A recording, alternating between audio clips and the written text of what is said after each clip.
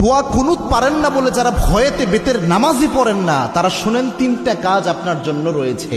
এই তিনটা কাজ করলে বেতের নামাজের পরিপূর্ণ সওয়াব আপনি পেয়ে যাবেন। সুবহানাল্লাহি ওয়া বিহামদিহি। ইসলাম যে কত সহজভাবে আপনাকে সমাধান দিয়েছে কল্পনা করতে পারবেন না। এই যে বেতের নামাজে যে দোয়া কুনুতটা আমরা পড়ি, এটা কিন্তু অনেকের মুখস্থ হয় না, যার কারণে অনেক বড় দেখে অনেকে বেতের নামাজই পড়ে না যে আমি দোয়া কুনুত পারি না, আমি কি বা পড়বো। অথবা অনেকে এমন রয়েছে বেতের নামাজে দাঁড়িয়ে দোয়া কুনুতের সময় চুপ করে থাকে, একটা শব্দ করে না, এরকম আছে অনেকে। তো এরকম কোনোটাই মাধ্যমেই আপনার কিন্তু দোয়া কুনুতের যে হক এটা আদায় হচ্ছে না। এবং বেতের নামাজ এটা কিন্তু ওয়াজিব একটি নামাজ, এই নামাজকে আপনি ইচ্ছা করে ছেড়ে দিতে পারবেন না, এবং ওয়াজিব সবসময় চাইলে আপনি তরক করতে পারবেন না। এই জন্য বেতের নামাজ গুরুত্বপূর্ণ।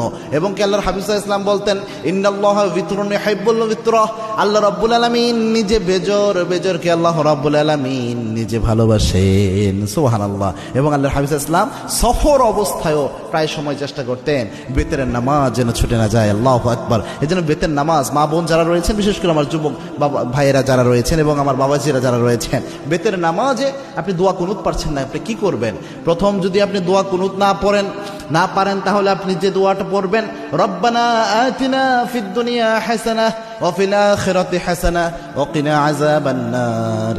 এই যে আয়াতের একটা অংশ, একটা দোয়া আল্লাহ রাব্বুল আলামিন দিয়েছেন, এই দোয়াটা আপনি প্রথম পড়ার চেষ্টা করবেন। বেতের যে সময়টা এই দোয়া পড়বেন, রব্বানা আতিনা ফিদ দুনিয়া হাসানাহ ওয়া ফিল আখিরাতি হাসানাহ ওয়া কিনা আযাবান নার। এটা পারলেন না ধরেন আপনি, তখন আপনি কি পড়বেন? আল্লাহুম্মা গফিরলি, আল্লাহুম্মা গফিরলি, আল্লাহুম্মা গফিরলি।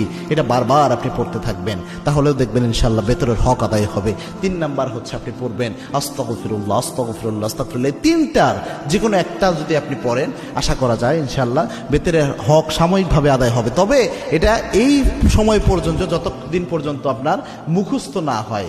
আপনি চেষ্টা করতেছেন মুখস্থ করার জন্য, পাশাপাশি এটা দিয়ে চালায়া যাবেন। এটা আপনি সারা জীবন করবেন, এটা কিন্তু হবে না। দুনিয়ার সব আপনি মুখস্থ করতে পারেন, মাথায় রাখতে পারেন, আর যেটা মৌলিক একটা বিষয় ইসলামের, এটা মাথায় রাখতে পারবেন না, এটা কিন্তু হতে পারে না। এই জন্য চেষ্টা করবেন যত দ্রুত সম্ভব কয়েকদিন রিডিং পড়েন, রাতের বেলায় ঘুমানোর আগে দোয়া কুনুতটা রিডিং পড়েন, দেখবেন ইনশাআল্লাহ আস্তে আস্তে মুখস্থ হয়ে যাবে। আল্লাহ রাব্বুল আলামিন আমাদের আমল করার তৌফিক দান করুন। আল্লাহুম্মা আমিন।